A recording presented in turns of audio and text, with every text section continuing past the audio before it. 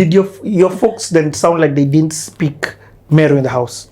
They did, but they other. spoke to us in English as well. Yes, okay. And again, this is another thing you realize about post-colonial parents.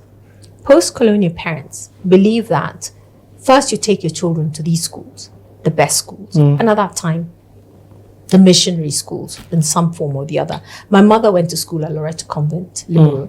So for her, Loretto Convent and the nuns were the thing. Those were the best. And indeed, they were the best schools for all intents and purposes. Then there was that mentality. Why do you think we're given 2 English names?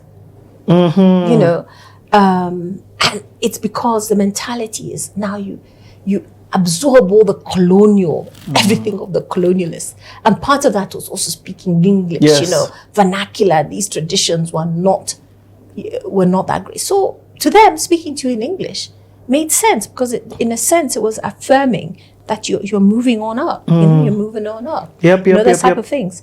So speaking Meru came a lot later when they realized actually you need to learn the language. And we all forced ourselves to speak.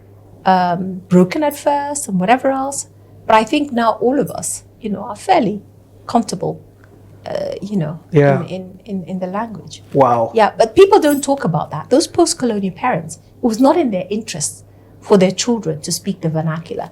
It was more in their interest for them to speak English. You know, English. Even Swahili, remember, in our curriculum came much later. Yep. Yeah.